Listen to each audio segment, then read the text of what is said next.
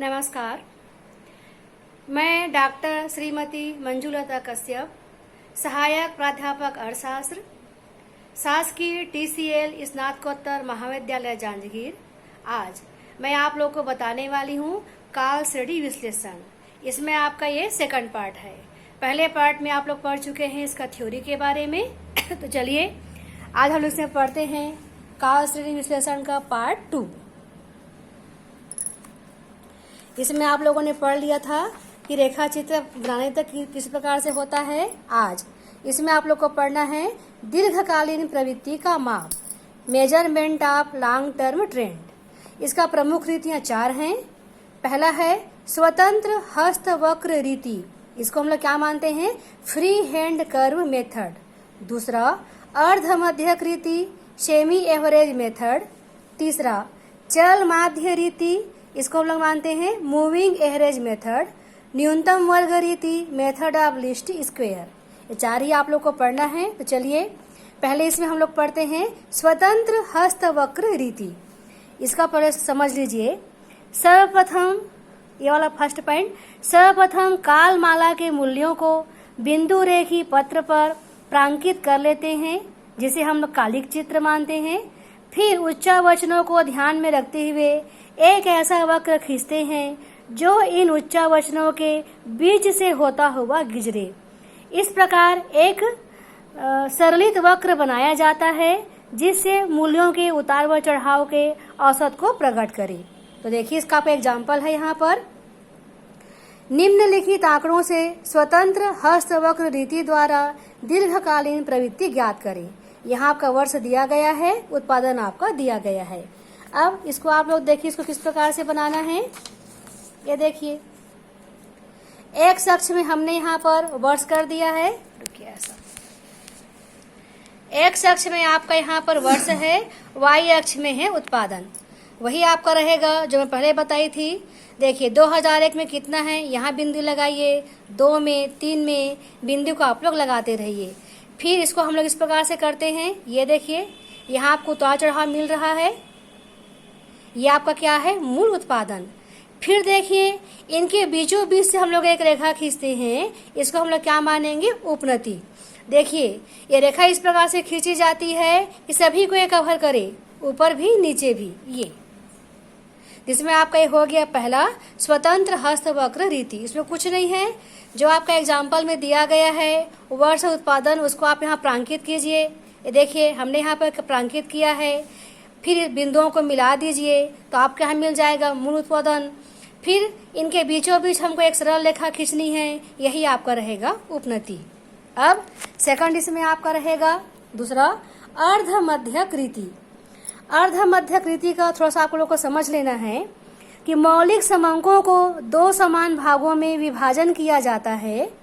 यदि श्रेणी में पदों की संख्या सम होती है तो दोनों विभागों के पद मूल्यों को पृथक पृथक जोड़कर उनका समांतर माध्य ज्ञात किया जाता है। दोनों अवधियों के माध्यों को उस समयावधि के केंद्रों पर मानकर उन्हें ग्राफ पर प्रांकित किया जाता है। इन दोनों बिंदुओं से होती हुई सरल रेखा खींचने पर प्रवृत्ति ज्ञात होती है। यदि श्रेणी में पदों की संख्या विषम होती है तो मध्य के पद को छोड़ दिया जाता है। फिर पूर्ववत क्रिया द्वारा दोनों ओर के समांतर माध्य ज्ञात किए जाते हैं।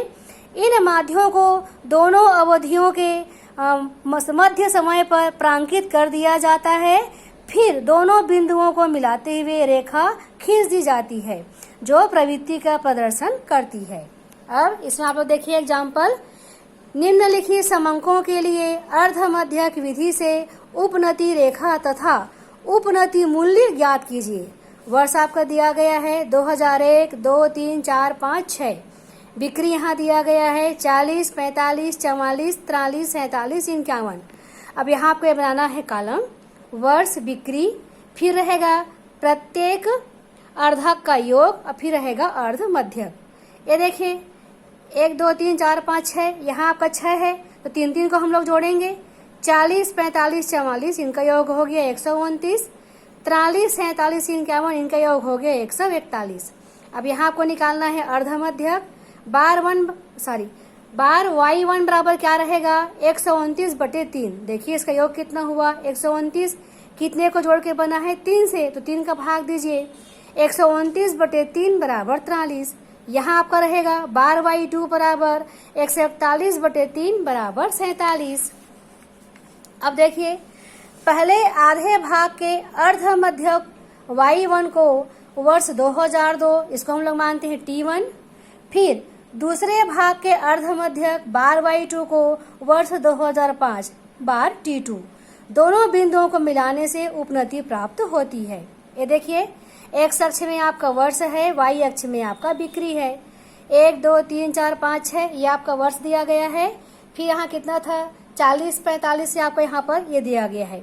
अब देखिए हमने यहाँ पर क्या लिखा है 2002, यहाँ कितना आया था देखिए 43। इसको फिर से ला रही हूँ पेज को। यहाँ देखिए आप लोग, आपको बार y1 कितना मिला है 43, बार y2 कितना मिला है 47। उसी को हमने यहाँ रेखा चित्र में लिखा है। देखिए 2002 43, 2005 47, ये आपका है उपनति रेखा। अब यहाँ आपको निकालना है इसका उपनति मूल्य। तो देखिए माना उपनति रेखा y बराबर a प्लस bx है, तब हमको क्या मिलेगा सूत्र a बराबर s1 प्लस s2 अपान n1 प्लस s2। अब देखिए s1 क्या है पहले खंड के पदों का योग, s2 दूसरे खंड के पदों का योग, n1 पहले खंड में पदों की संख्या, n2 दूसरे खंड में पदों की संख्या। m का मतलब है n1 प्लस n2। अब देखिए पहले खंड के पदों का योग कितना था 129, सेकंड कितना था 141, और दोनों में पद कितना है 3 3, दोनों को जोड़िए, यहाँ पर कितना मिल गया 270/6 बराबर 45। अब देखिए b कैसे मिलेगा s2 माइनस s1 अपान n1, कोष्टक अंदर रहेगा m माइनस n2। फिर मान भरिए, देखिए s2 का मतलब कितना है 141, s1 कितना है 129, n1 कितना है 3, और m क्या है दोनों का योग है तो कितना रहेगा 6, और n2 कितना रहेगा 3। फिर देखिए यहाँ कितना मिल गया आपको 12/9। कैसे मिला 6 में से 3 गया 3, तो 3 गुणित 3 बराबर कितना हो गया 9, तो 12/9 बराबर 1.3। तो देखिए आपको दोनों मिल गए यहाँ पर उपनति रेखा और उपनति मूल्य। अब इसमें आपका थर्ड विधि रहेगा चल माध्य विधि। चल माध्य विधि में कैसा रहेगा आपका, देखिए इसके नाम से स्पष्ट है।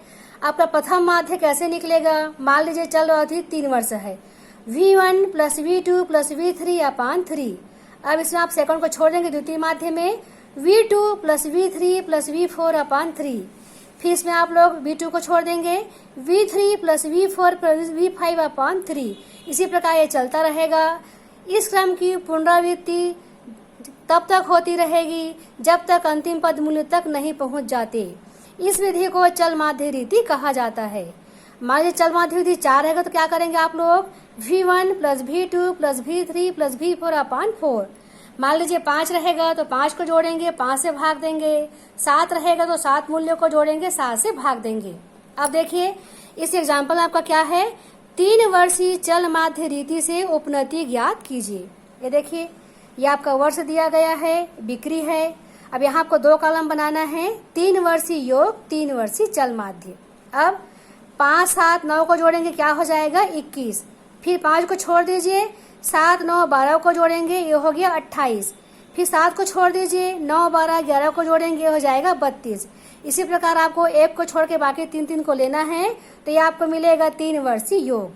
अब देखिए 3 वर्षीय चल माध्य 21 आया है, 21 को भाग दीजिए 3 से तो क्या हो गया 7, 28 भागी 3, 32 भागी 3, 33 भागी 3। ये जो आपका योग है इसमें आपको 3 का भाग देना है, तो आपको यहाँ मिल जाएगा 3 वर्षीय चल माध्य। मतलब याद रखिए कि जो भी आपको यहाँ पूछा जा रहा है 3 वर्षीय में 3 मूल्यों को जोड़ना है, 3 से भाग देना है। 4 वर्षीय में 4 पद मूल्यों को जोड़ना है, 4 से भाग देना है। अब इसी का आपको बनाना है यहाँ पर रेखा चित्र। ये देखिए इधर आपका वर्ष है, इधर आपका बिक्री है। ये देखिए ये जो आपका लाइन है ये क्या कहलाएगा, जो इस प्रकार से है बिक्री, और जो डैश डैश में है ये आपका रहेगा उपनति। देखिए उपनति का मतलब क्या रहता है, ये देखिए ये जो आपने यहाँ पर निकाला है 7 इन प्रकार का।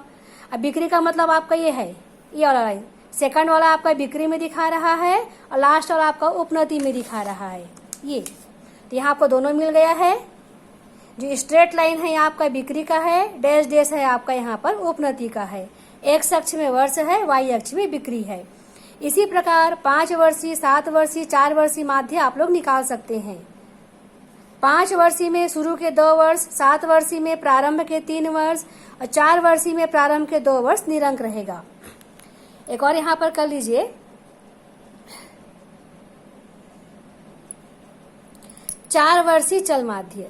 4 वर्षीय चल योग ज्ञात करें, उन्हें दूसरे तथा तीसरे के बीच में रखें। 4 वर्षीय चल योगों के लिए 2 वर्षीय चल योग ज्ञात करें तथा तीसरे वर्ष के सामने लिखें। इस प्रक्रिया को चल योग को केंद्रित करना कहते हैं। इन 2 वर्षीय चल योगों को 8 से भाग देकर अभिष्ट चल माध्य प्राप्त किया जा सकता है। देखिए यहाँ मैंने बनाया है, थोड़ा सा एग्जांपल्स को देख लीजिए। वर्ष है, बिक्री है, 4 वर्षीय चल योग, 4 वर्षीय चल योग केंद्रित कर रहे हैं, उपनति है आपका। ये देखिए, इसको तो आप लोग जान जाएंगे। 1, 2, 3, 4 को जोड़ के बनाया गया है, फिर 1 को छोड़ के 4 का योग आप लोग करते जाएंगे। फिर देखिए यहाँ पर 4 वर्षीय चल योग केंद्रित करना है, तो इन दोनों को जोड़ के यहाँ लिखेंगे, इन दोनों को जोड़ के यहाँ लिखेंगे, इस प्रकार से। फिर देखिए आपको उपनति कैसे मिलेगा, t बराबर 4/8। ये जो आपका यहाँ पर चौथा पॉइंट है उसको आपको 8 से भाग देना है, तो आपको यहाँ उपनति मिल जाएगा। देखिए ये दोनों आपको क्वेश्चन में दिया गया है, 4 का योग करेंगे तो आपको ये मिल जाएगा, ये वाला कॉलम। फिर इसमें क्या रहेगा, इन 2 का योग, फिर इन 2 का योग, फिर इन 2 का योग, इसका आपको यहाँ पर लिखना है। फिर देखिए आपको उपनति कैसे मिलेगा, लास्ट में चौथा कॉलम को हमको भाग देना है 8 से। 23 60/8, 24 15/8, 24 65/8। तो यहाँ आप लोगों ने क्या पढ़ा, चल माध्य रीति। धन्यवाद।